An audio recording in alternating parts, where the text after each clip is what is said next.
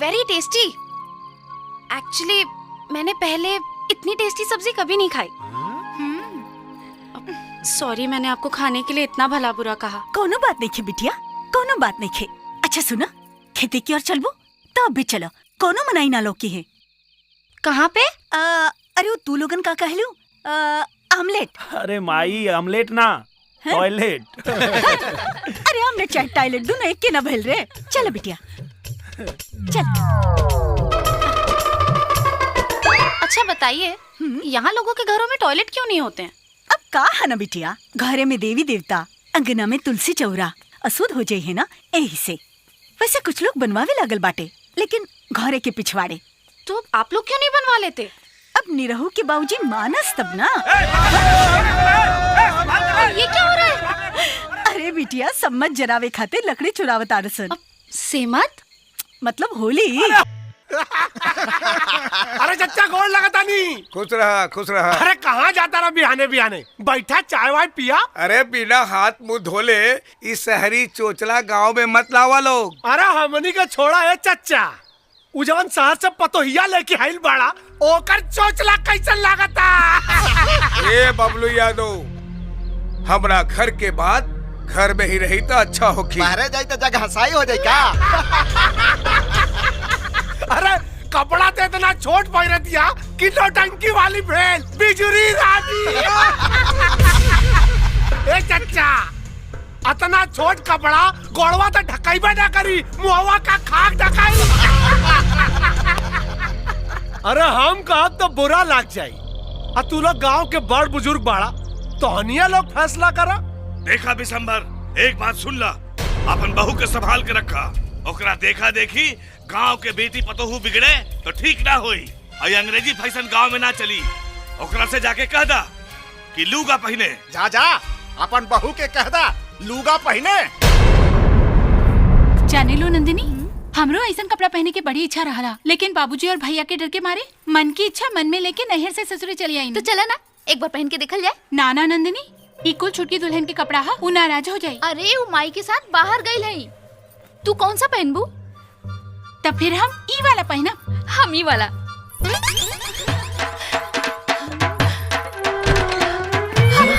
अरे देवर जी, चल चल चल।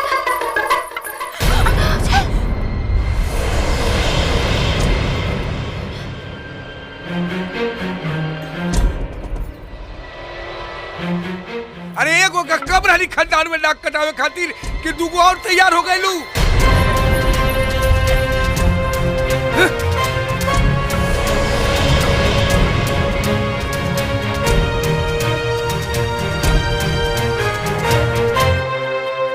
ए बुढ़ी, एक पहिला। बक, हम काहे पहरी? अरे सब केहू तो पहिल लेलस, तू काहे बाचल रहबू? तू हो पहिला, सब मिल के काटा हमार नाक। अरे रोवा पगला गल बानी का? हाँ हाँ, हम पगला गइल बाड़ी, पगला गइल बाड़ी हम। ए रुक,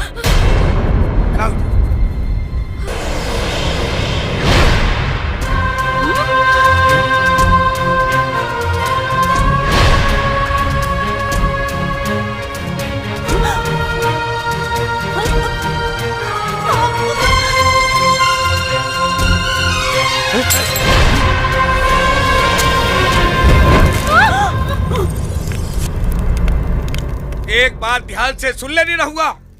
अगर तोहरा मेहरारू के घर में रहे के बाद तो ओकरा लूगा पहिन के रहे के पड़ी। ना पहरी लूगा। का कहले? तारी फिर से बोल। तू हमेशा से धोती कुर्ता पहन ले बाड़ा। तोहरा के काहे कि धोती छोड़ के जीन्स पहने तो तू पहन ले बा।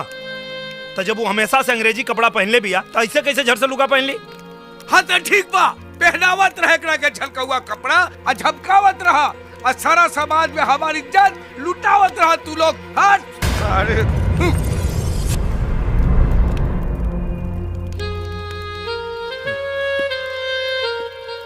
ऐसे आरी सारी सारी माने लूगा, एफे आरी फायर फायर माने आगी। ऐसे आरी सारी सारी माने। अरे बिटिया आवा बैठ। आज पहली बार ने रहू अपन बाबूजी के सामने जुबान लड़वले हाँ, उ भी तोहरे खातिर। आखिर का जरूरत है ऐसन कपड़ा पहनला के जवन पहनला के बादो बार बार तोपे के पड़े? ऐसे लुगा पहनल जाला। आंटी आप मुझे साड़ी पहनना सिखाएंगी? हाँ का मतलब लुगा पहनना सिखाएंगी?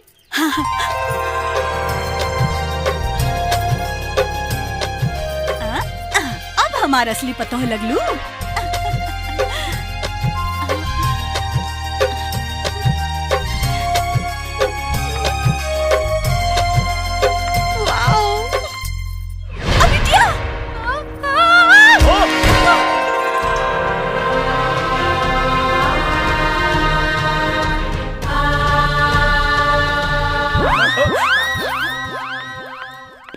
देखनी? अरे हम का देखी? रोज रोज एक नया नौटंकी देख के हम तंग आ गइल बानी। हमरा ऊ मतलब नहीं खे। दुल्हन साड़ी में कैसन लागतिया? अरे तो हमरा से का पूछा तारू? पूछा अपन लाडला से। है साला से नीमन दिखावता। हाँ, नाके पे गुस्सा रहला। चला। साड़ी में तो ऐसा लगता रुकी। ओहो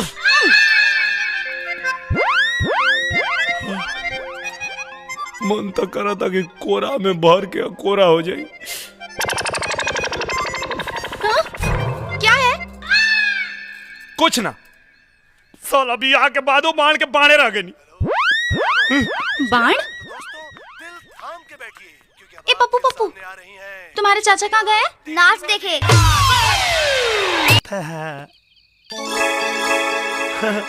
अरे इतना रात हो गई अभी ले सुतलू ना तू? मेरी छोड़ो, इतनी देर तक कहाँ थे तुम? नाच देखे गए रही, बड़ी जोरदार नाच रहे। अच्छा, नाच जोरदार था या नाचने वाली? बड़ी कटीली नचनिया रहे, ऐसा हिला हिला के नाचत रहे नु कि करेजा में से धुआं धुआं निकाल देलस। मन तो करत रहे कि ओके धा के करेजा से साट ली। अच्छा, तो उसी से सटे रहते ना, यहाँ घर क्यों आए हो? अब आदमी कितनो बारे मुंह मार ले, घूम फिर के घर ही नु आवेला। हम नाच देखे गए रहनी तो बुरा मान गेलू है? मैं क्यों बुरा मानूंगी? मैं होती कौन हूँ बुरा मानने वाली? हाँ, वो तो हमू सोचता नहीं। तू क्या हो हमार? अब चुपचाप सो जाओ। अरे कैसे सोच जाए? वो सूते दे तब ना, ओकर चेहरा दिमाग में ऐसा चढ़ गइल बा, लागत आज उस सपना में भी आई।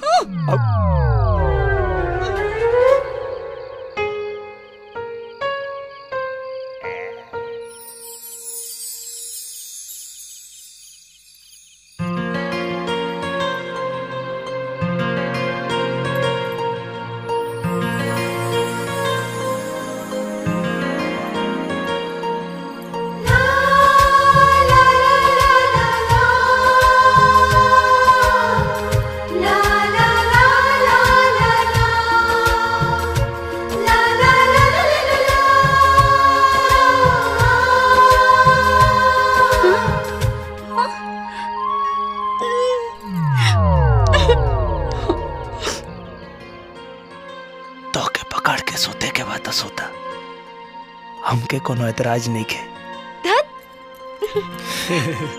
सीएटी केट केट माने बिलार, आरएटी रेट रेट माने मूस। एक्सक्यूज मी, का भाई पप्पू जब देखो तो अंग्रेजी क्यों रटता रहता है?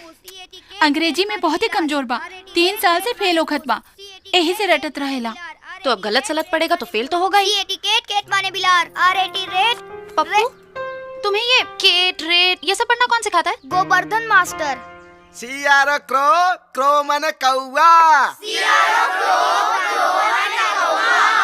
PAROT पैरोट, पैरोट माने सुग्गा। भाऊजी क्रो माने कौवा। एक्सक्यूज मी, चाची तू क्या हो और चिल्लात का है बड़ू? मैं पप्पू की चाची हूँ। आप बच्चों को गलत सलत अंग्रेजी क्यों पढ़ा रहे हैं? तोहरा से के कहलस कि हम गलत पढ़ावत बानी? अच्छा, CRO क्रो, क्रो की स्पेलिंग CROW होती है। W कहाँ गया? अरे जल्दी जल्दी में W छूट गईल तो कौन पहाड़ टूट गईल? अरे तू तो खाना बनावत होखबू तो तोहरा से धनिया मिर्चा हल्दी कुछ न कुछ तो छूट जात होई। तुम्हें मजाक सूझ रहा है? तुम्हारे गलत पढ़ाने की वजह से पप्पू हर साल फेल हो जाता है। हाँ तो फेल तो होबे न करी, पप्पू तो खुद ही गधा बा। पप्पू गधा नहीं, गधे तुम हो। हेलो, ये का हंगामा है?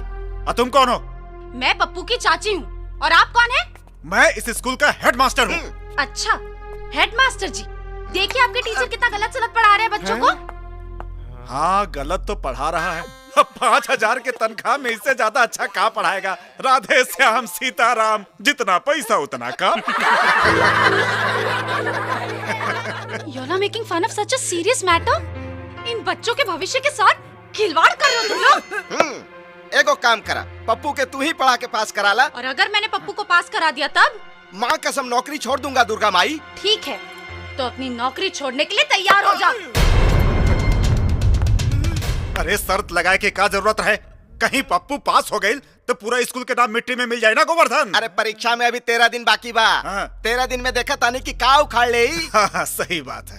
ठीक बा, ठीक। गोवर्धन बाबू, श्राद्ध कितना दिन में होला? 13 दिन में। त तू तैयारी करा, 13 दिन बाद हमार भौजी पिंडा के भार तोहरे सर पे फोड़ी। हाँ बोलो बेटा। CROW क्रो, क्रो का मतलब कौवा। CRO क्रो, क्रो माने कौवा। ओह नो बेटा, CRO नहीं, CROW, W बोलो। CRO क्रो, क्रो माने कौवा। हाय देखा, एगो और नया नौटंकी शुरू हो गई घर में। तुम वहाँ क्या देख रहे हो? तुम पढ़ाई पे ध्यान दो। बोलो CROW crow. CRO crow, crow माने कौवा। यहाँ अरे आओ रे। का रे बचना, सुन लिया तो और भौजाई गोवर्धन मास्टर के चैलेंज कर ले बिया। बिल्कुल सही सुन ले वाला। पपुआ के पास होते ही गोवर्धन मास्टर के नौकरी गई। अच्छा, और कहीं पपुआ फेल हो गई तो का तोर भौजाई आज निरहुआ के छोड़ के गोवर्धन मास्टर के लगे चल जाई का रे? जवान संभाल के, भौजी का अगर कुछ कह ले तो जवान काट ले। ई देखा बड़ा गरमाता रे। लागा था भौजैया देवरों के जवानी का रस चखा दे ले पिया। ए बबुया तो ई देखा मोट को फड़फड़ाता रे। ए जेठ वाले ना, घबरो मत सारे, साल में 1 महीना जेठ का भी होला।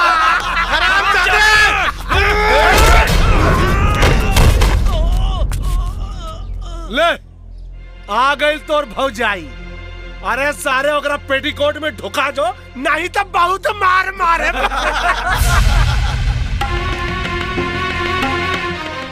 लातों के भूत बातों से नहीं मानते।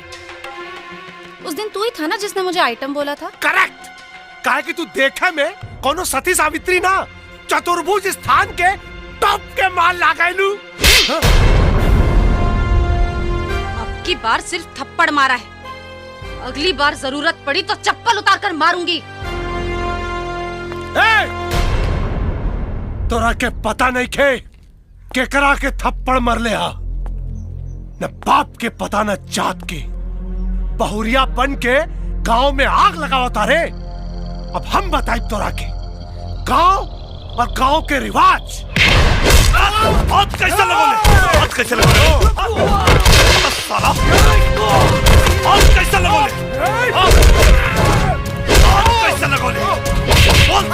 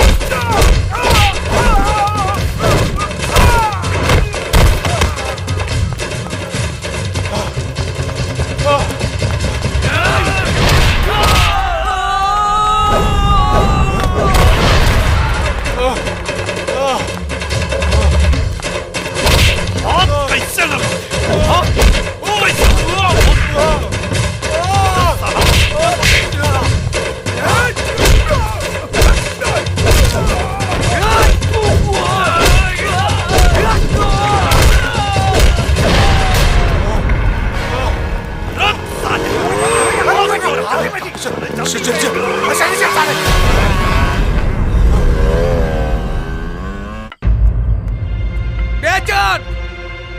ए बेचन, का भइल बाबूजी? पहले ही बताओ तोहरी की लड़ाई झगड़ा काहे भाई? भाऊजी के भला बुरा कही तक क्यों चुप रही का? अरे तक तुहार भौजी दूध के धोयल बानी का? जब से ही घर में आइल बा रोज कोई ना कोई नया बखेरा खड़ा हो जात बा। पपुआ के पढ़ा लिखा के बलिस्टर बना दियन, बड़का मास्टराइन आइल बानी। कहाँ बा एकर बोर्ड? चली नहीं स्कूल खोले, ये घर है स्कूल ना। आज से ये पढ़ाई लिखाई तुहार पर ना बंद हुई पढ़ाई लिखाई। काहे बंद हुई पढ़ाई लिखाई? का चाहता नहीं आप कि पपुआ अनपढ़ रह जाए? वाह बेटा, हम देख रहल बानी जब से ये लड़की घर में आइल बा तब से तू बहुत जवाब देवे लगला है। जवाब नहीं खी देत बाबूजी।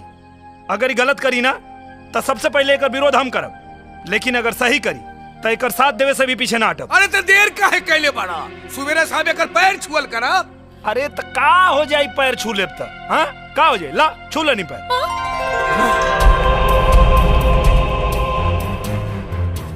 हे भगवान, ये कैसन जमाना आ गइल बा?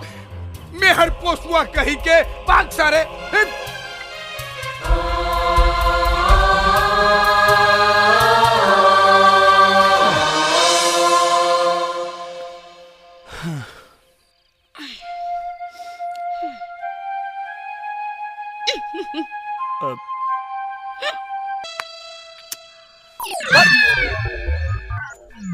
बताओ इसे क्या कहते हैं? भंटा। घंटा? घंटा नहीं, भंटा चाची। भंटा? हाँ। अच्छा, लेकिन इंग्लिश में इसे ब्रिंजल कहते हैं। क्या कहते हैं? ब्रिंजल। Very good. इसे क्या कहते हैं? मुरई। ओह गॉड। इसे क्या कहते हैं? चाउर। चावर इसे भोजपुरी में कहते हैं बेटा, इंग्लिश में क्या कहते हैं? भोजपुरी में के चावर ना चाउर खल जाला। चावर? चाउर। चाउर? करेक्ट। एक सेकंड, मैं तुम्हें इंग्लिश सिखा रही हूँ, तुम मुझे भोजपुरी सिखा रहे हो। इसे क्या कहते हैं? गहूं। What's this? Nose. What's this? चीक। What's this? चीन। What's this? Head. No. Say forehead. Forehead. अरे पपुआ, अरे अरे अरे चाची, हम क्लास में पहला नंबर से पास हो गई नी। अरे का भाई? पप्पू पास हो गया। पप्पू पास हो गई? हाँ भैया, पप्पू पास हो गई। बबलू भैया हमके बचा ला। कहा भाई? पूरा गांव वाला हमके मारल चाहता रे, अब तू ही हमके बचा सकेला। टेंशन मत ले, कुछ ना होई। सही जगह आइल बाड़े। रुका लो। अरे का हल्ला मचौला बाड़ा लो। बबलू, आज साबित हो गइल बा ई जे मास्टर है गांव के लइकन के भविष्य खराब करता। आज हमनी के करना सुन और आज तू बीच में बोलबा तो ठीक ना होई बबलू। का रे? जब पढ़ावे ना आवेला मास्टर कैसे बन गई ले रे?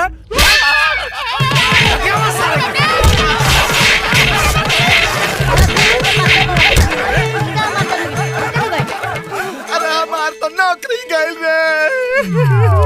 वाह बिस्तर भैया वाह, तोहार तो बम्बे वाली पतो पूरा गांव घर के नाम ऊंचा कर दिल बिया। यही से कहल बा, पढ़े लिखे नारी फैलावे उजियारी। वैसे मर भैया, तहार पतोहू साबित कर देली कि गांव के स्कूल के पढ़ाई लिखाई में रंग ढंग नहीं है। तोरे यहाँ के बहू 16 आना ना 18 आना बा। खुश कर देलू बहू, खुश कर देलू। सारा गांव में तोहरे चर्चा बा। बहू, तोहरा ब्याहे में तो हम कुछ ना दे पाऊनी, तोहरे खातिर मांग टेका लियल बनी, ले ला। अरे इसकी क्या जरूरत? अरे ले ला। हाँ, अरे उ का कहल जाला? टैलेंटवा। हाँ बहू, अब तोहरा के बाहर टैलेंटवा खातिर ना जाए के पड़ी। हम फैसला कर ले बानी कि हम सेफ्टी घर में ही बढ़वाए। अरे बाहर काहे खाना मारे रे, भीतर लेके आओ। देखत का बारे, नीचे रख। बहू, तू सहरिया बारू ना, असरे पर बैठा तो यही से हम अंग्रेजी लियाल बानी। ठीक बा ना? इट्स ओके। अरे ओके ओके छोड़ा, तनी बैठ के दिखावा। अब ससुर के सामने पतो बैठी। हाँ बात तो ये ठीक है बा, तो तू बैठ सकलू ना, बैठा। हम काहे बैठी? रहुआ बैठ के देखी ना। भाई देखा, एमे लाज शर्म के कौन बात बा भाई? बैठे वाला चीज बा, बैठल जाई।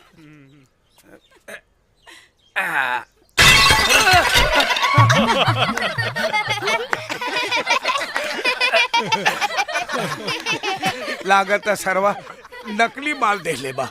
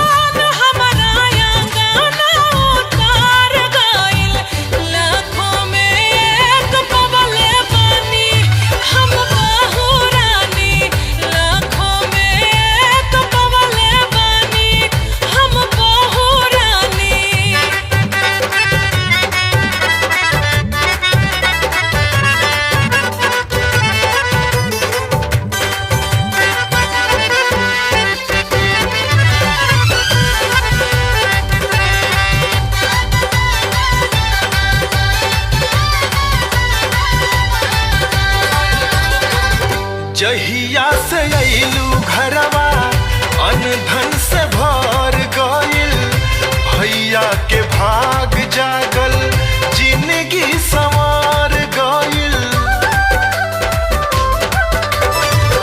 जहिया से अइलू घरवा अनधन से भर गइल, भैया के भाग जागल जिंदगी संवार गइल, जिंदगी संवार गइल। बेरी बेरी घरवा में जाने काथी ढूंढे लागल, देखनी रहुआ जहाज लेखा उड़े लागल। बबुआ पर जादू कैले बाड़ी एज बहू रानी, बबुआ पर जादू कैले बाड़ी एज बहू रानी।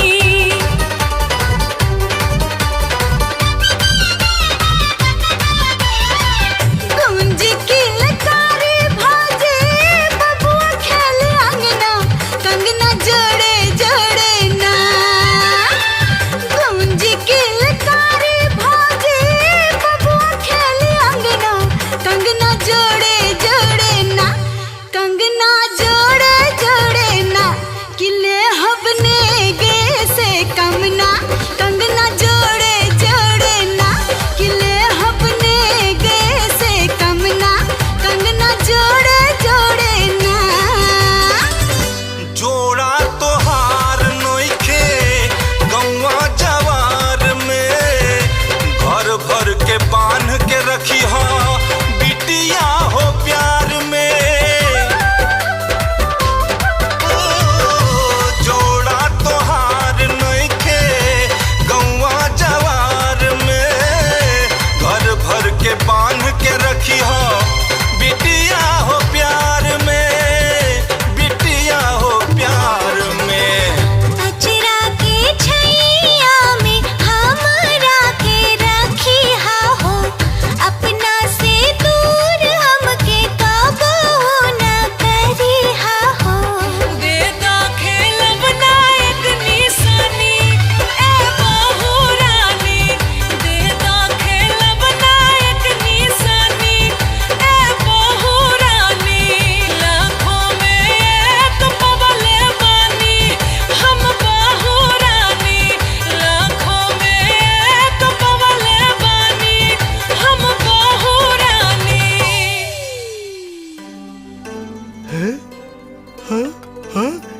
अरे बेटा जी, मुझे तो यकीन नहीं हो रहा ये तुम हो।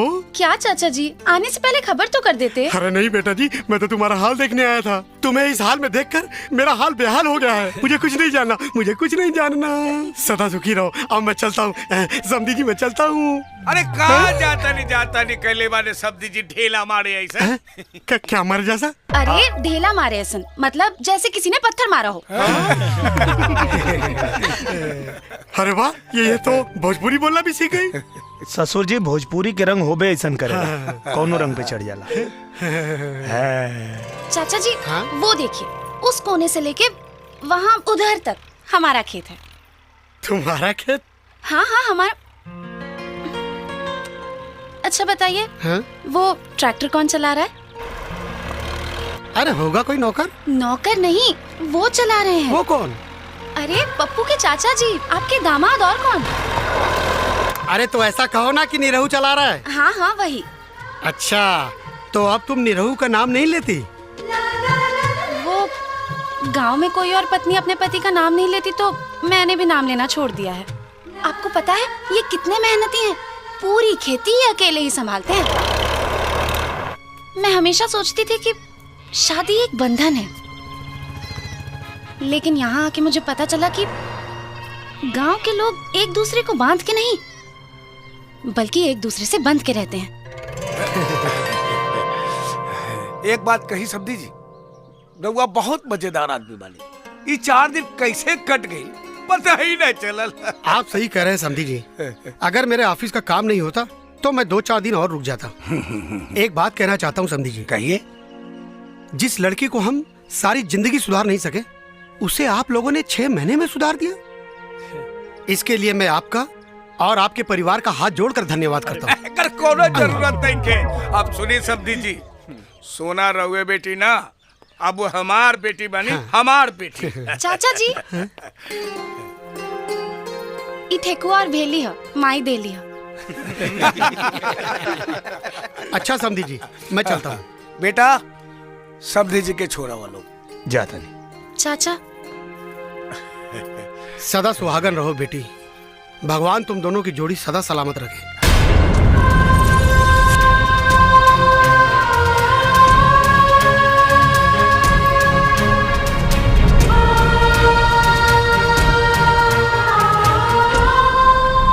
हाय चाचा। और चाचा जी, सुना है गांव गए थे, क्या हाल है मेरी सोना की? ये तस्वीरें हैं, खुद ही देख लो।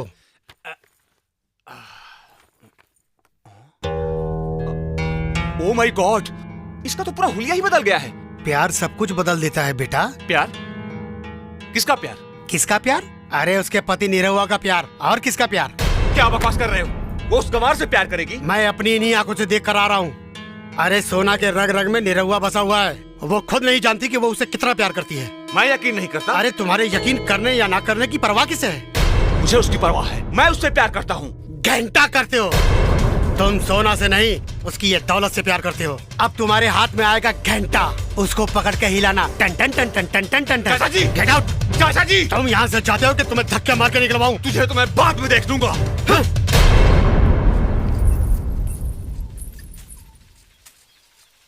बस एक बात हमार मान लेती, चिरकुट पहनल छोड़ के मस्त लुग्गा पहन के घूंघट निकाल के हमरे सामने आ जाई तू, साला हमार करेजा जुड़ा जाई।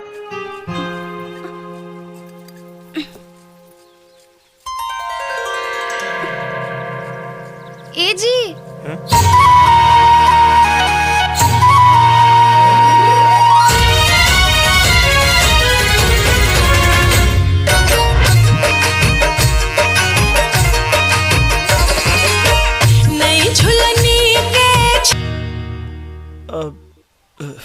अरे देखत का बानी, आई खाना खा ली।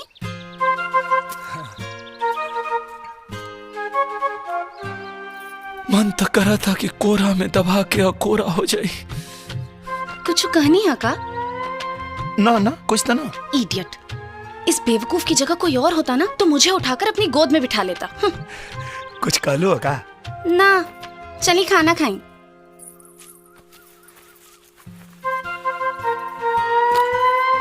ली खाना खाई। अपना हाथ से खिया देती तो का हो जाए? का कहनी है? ना कुछ ना। बेवकूफ, अगर प्यार से मुझे कहते तो मैं इन्हें अपने हाथ से खिला देती। का कलू? कुछ नहीं। का बोल सोना, काहे कहाँ गेलू? पहला बेर खाना लेके आयल बानी, खाए के ना पूछ सकत रहनी है का? जा, अब तो ये सब झूठा हो गए।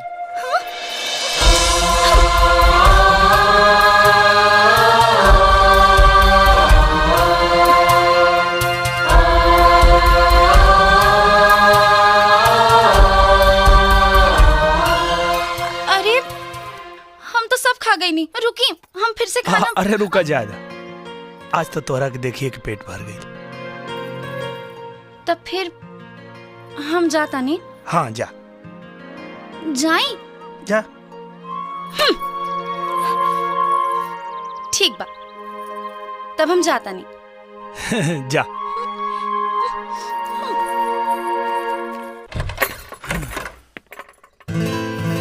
ए जी, ई डोरी बंधात नहीं खे, तनी बांध दी ना। हम कैसे बांधे? अरे रुकी, कहाँ जाता नहीं? बांध दे तो का हो जाए? अरे काहे ना हो जाई, बांधे में तो के छुए के पड़ी। रउआ बांधी ना, छुए के इजाजत हम देता नहीं। आई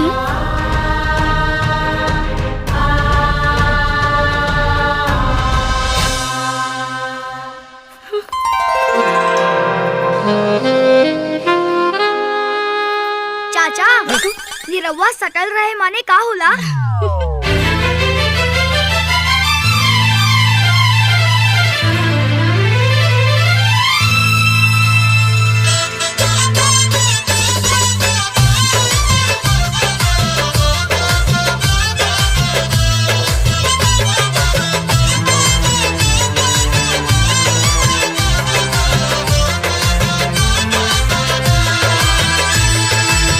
जाने का हो गई बात आज, सर से चुनरिया सर केला, अखियां मिलावे में लागे लाज, धक से करे जवा धड़केला।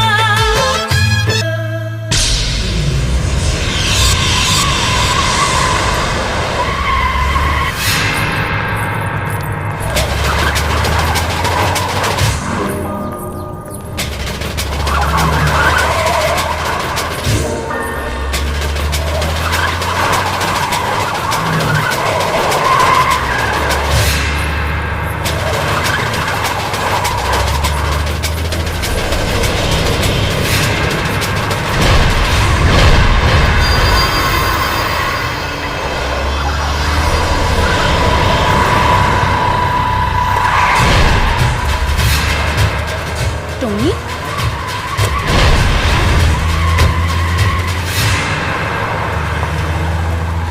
तुम यहाँ क्यों आए हो? तुम्हें यहाँ से ले जाने। मैं नहीं जाऊंगी। तुम्हें अगर मुझसे कुछ बात करनी थी तो तुम्हें मेरे घर आना चाहिए था। इस तरह मेरा रास्ता रोककर तुम गांव में मेरे घर वालों को बदनाम कर दोगे। घर वाले? कौन से घर वाले? जिनके साथ पिछले 6 महीने से तुम बहू बनने का नाटक कर रही हो? क्या बकवास कर रहे हो तुम? होश संभाल कर बात करो टोनी। कम ऑन डार्लिंग, चलो मेरे साथ।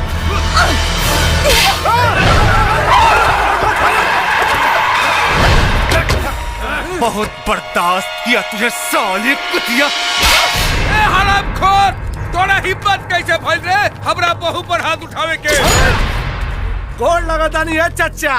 अरे बाप रे, पूरा फैमिली बा है। हम लोग बुढ़ऊ चुपचाप तमाशा देखा, नहीं तो काट के रख दे पूरा परिवार के। ओहो, तो ये हैं तेरे परिवार वाले जिनकी इज्जत की तू दुहाई दे रही थी। गले में मंगलसूत्र और मांग में सिंदूर डाल के तू इनको बेवकूफ बना सकती है, मुझे नहीं। मुंबई के नाइट क्लबों में अपनी जवानी को रोशन करने वाली अय्याश कुतिया गांव में आके इज्जतदार बन गई है। तेरी असली औकात क्या है मैं दिखाता हूँ। आज तेरी असली औकात पूरा गांव देखेगा, पूरा गांव।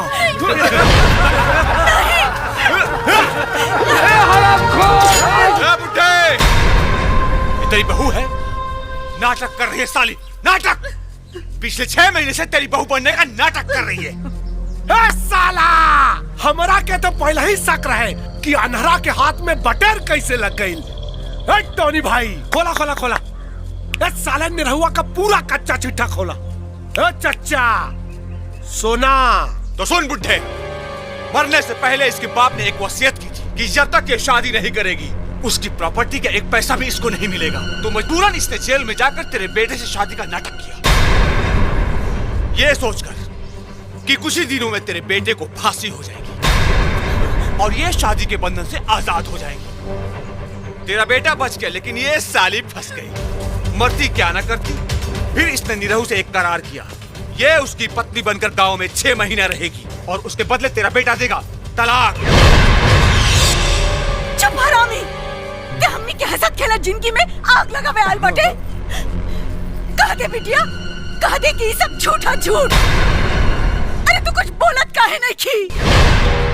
अरे ही का बोली साली, एकर तो बोलती है बंद हो गई बिया। टोनी भाई, ससुरी गांव में आधा नंगा कपड़ा पहिर पहिर के कलेजा में आग लगावत रहे भाई। तनी एकरा के पूरा नंगा करा ना, देखी कैसे लागेले। करा ना पूरा नंगा। दिखाता हूँ बबलू भाई, पहले इसे सुहागन से राण तो बना दूं। याद है तूने पानी से अपनी मांग धोई थी, आज मैं शराब से धोई।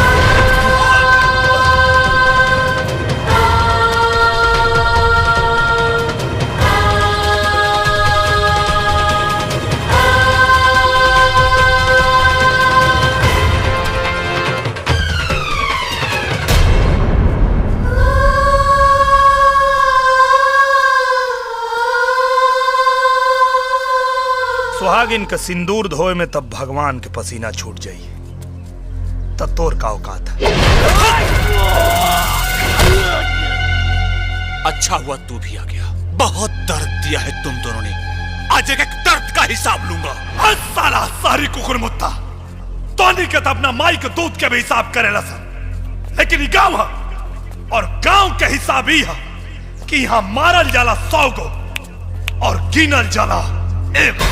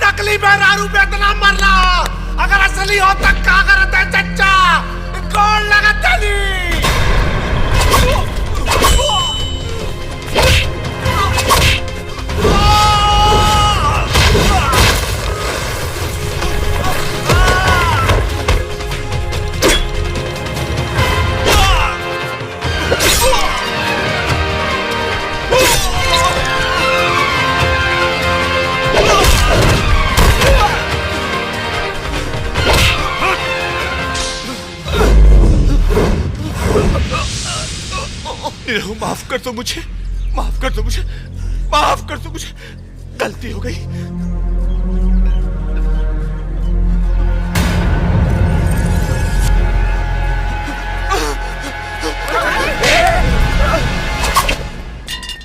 के रहल रही है हरामी, औका कहत रहे तो हर नकली ब्याह बा अतुओं के तलाक दे में। सच सच बताओ बात का बा? अरे बोलत कहीं नहीं खे।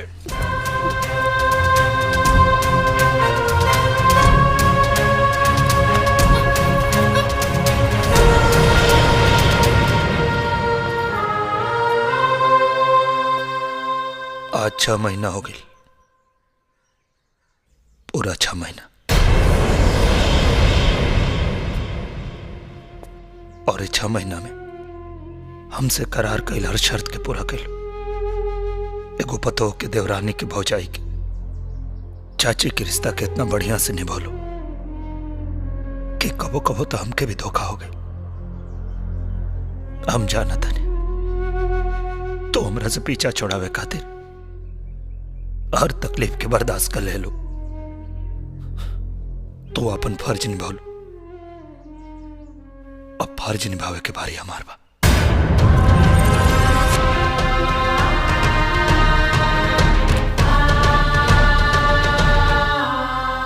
आज हम तोरा के तलाक देता नहीं।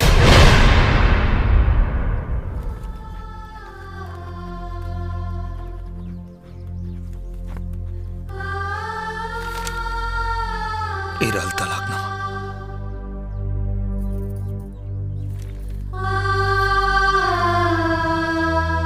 जाए की तैयारी करो।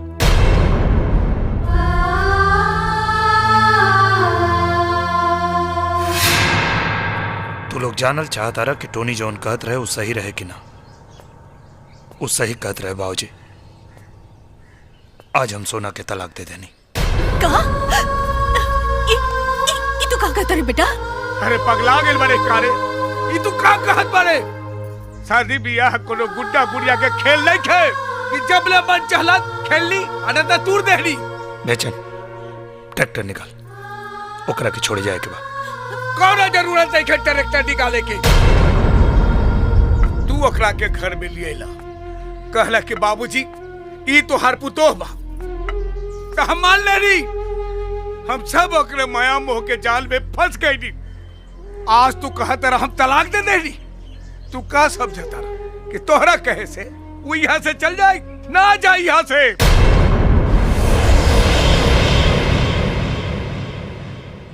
ट्रैक्टर हम निकाला था नहीं, तू चला।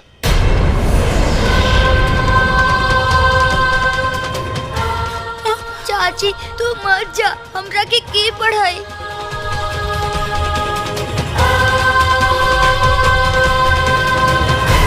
बिटिया मेरे की दिमाग खराब हो गया बा। हमने गाँव के बानी जा, हमने के खाली शादी जानल जाला बिटिया, तलाक नहीं।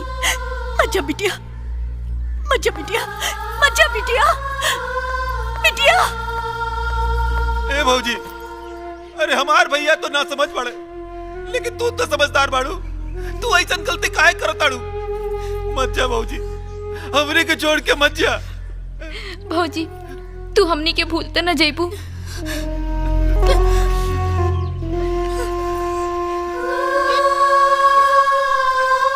रहे दो भौजी। तू सहरिया हो भौजी, बहुत आसानी से सब कुछ तेज देबू।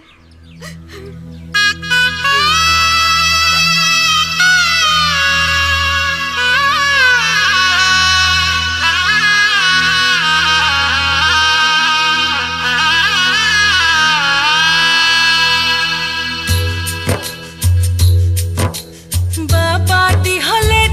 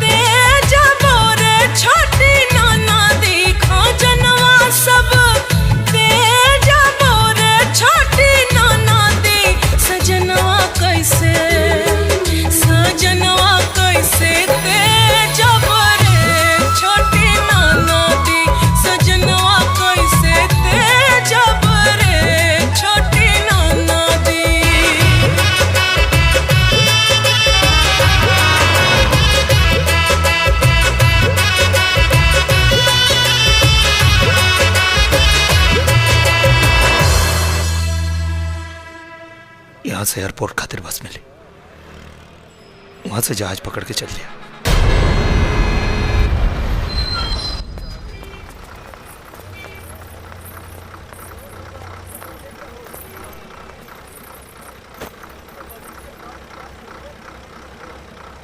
जाने अनजाने कोनो गलती भइल होई तो माफ कर दिया।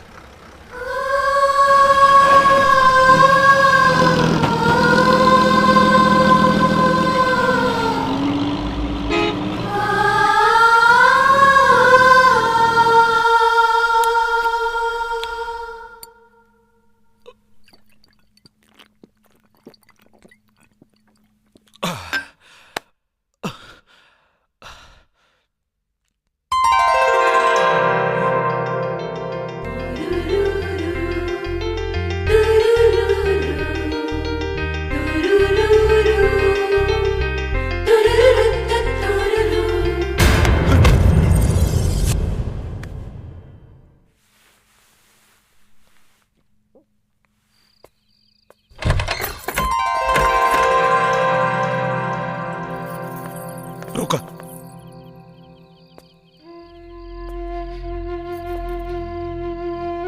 ना छू, ना तो फिर गायब हो जाबो। ना छू, अब तक कम से कम हमरे सामने तरह। जब चाहत आ रहा कि हम सामने रही तो हमरा के तलाक काहे देला? अरे ये तो बोले लगल। अब खड़ा होके हमार मुंह का ताकत आ रहा, जवाब काहे नहीं के देत? काहे छोड़ला हमरा के? हम कहाँ छोड़े के चाहत रही तोरा के? तू ही ना रहल चाहत रहलू हमरा साथे। हम कब कहनी कि हम तोहरा साथे नहीं रहब? तो तू ही कब कहलू कि तू हमरा साथे रहबो? अच्छा, सब कहल जरूरी बा का? हम बहू, भाभी, चाची, देवरानी ये सब रिश्ता निभवनी, ये तो तू देख लो। लेकिन हम पत्नी के फर्ज निभवनी, ये तू नहीं देख लो? हमार प्यार नहीं देख लो तू? तू सच में हमसे प्यार करेलू?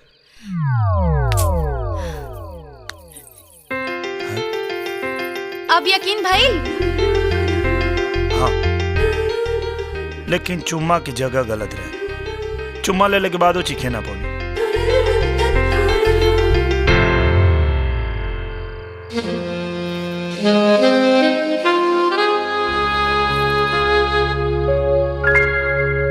निरहुआ बाहर निकल। बहुत बड़का नाटक बाज बना तू दोनों। बम्बई में ब्याह के नाटक कैला, यहाँ तलाक के नाटक कैला। अब हमार बात ध्यान से सुना। अब तू लोग के सही में ब्याह करे के पड़ी, तब ही तू दोनों सुधरबा।